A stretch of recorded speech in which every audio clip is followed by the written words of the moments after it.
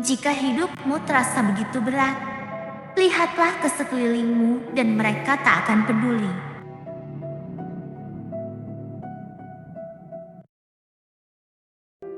Di tengah obrolan dan tawa kecil dari meja sebelah, Alia hanya diam menatap cangkir kopinya yang mulai dingin. Ia mencoba tersenyum setiap kali Salsa berbicara, tapi senyum itu tak pernah benar-benar sampai ke matanya.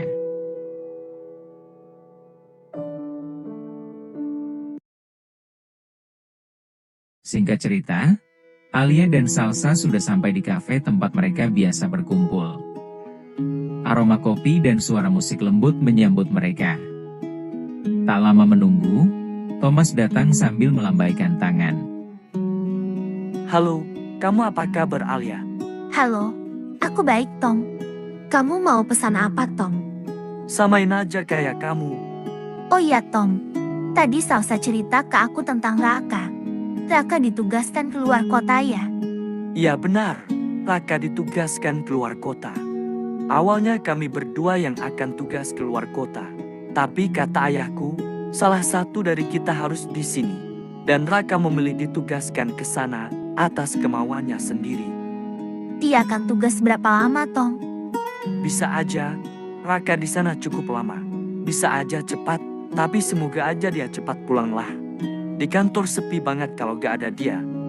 Tapi kenapa dia mau ya ke sana? Waktu aku tanya sih, dia jawab sekalian mau mendaki Gunung Rinjani. Karena dia mau ke sana dari dulu. Mendengar hal itu, Alia terdiam dan berkata dalam hatinya. Rinjani ya? Ternyata kamu mau mendaki sendirian ya Rak? Aku kira kita akan mendaki bersama, seperti yang kau ucapkan. Oh iya, kamu sering komunikasi sama Raka? Iya, lumayan seringlah aku teleponan sama dia. Bahkan lebih banyak nelpon sama Raka daripada sama Salsa. Betul itu. Kalau aku telepon Thomas dia selalu dalam panggilan lain. Awalnya aku curiga dia teleponan sama cewek lain. Ternyata lagi teleponan sama Raka. Mereka pun tertawa mendengarnya, tapi di balik tawa Alia dia bergumam. Kenapa Rak? Kamu gak balas pesanku? Gak angkat teleponku? Bahkan tidak berpamitan denganku? Kenapa Raka? Kenapa? Kemudian Alia bertanya lagi kepada Thomas. Berarti Raka ditugaskannya sendirian dong? Ah tidak, dia ditemani oleh seseorang kok. Namanya Rani. Rani? Iya Rani, Raka meminta ditemani sama Rani. Tapi aku curiga ini cuma akal-akalan Raka saja, biar bisa pergi bareng Rani. Kok kamu mikir gitu Tom?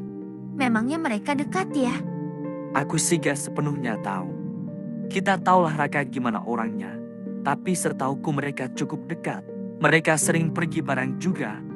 Bahkan waktu kita liburan waktu itu, Rani yang rawat Zero dan tinggal di apartemen Raka waktu itu. Mendengar itu raut wajah Alia berubah. Ia berusaha tersenyum, tapi matanya tak bisa berbohong. Alia lebih banyak diam, larut dalam pikirannya sendiri. Setelah obrolan berakhir, mereka pun berpamitan.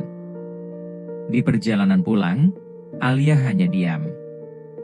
Lampu jalan berkelebat di kaca mobil, sementara pikirannya terus berputar.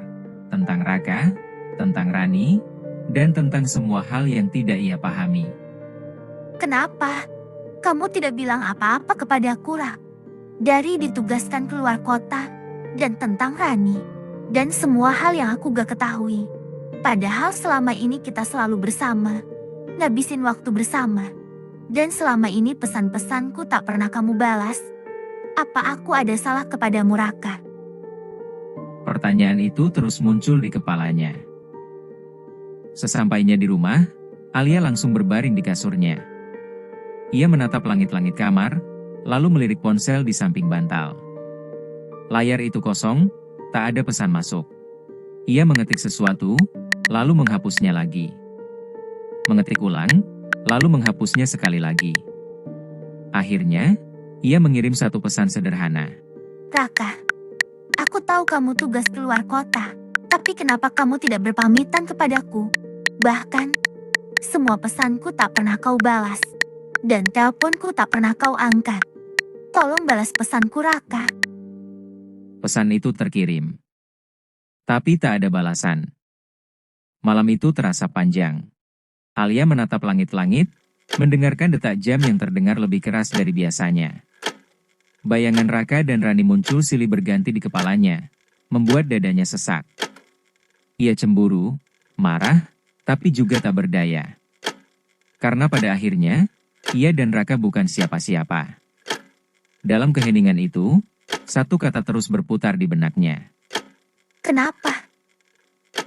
Kata itu menggema, berulang-ulang, sampai akhirnya mata Alia terpejam dalam kelelahan. Namun bahkan dalam tidurnya, bayangan Raka tak juga pergi.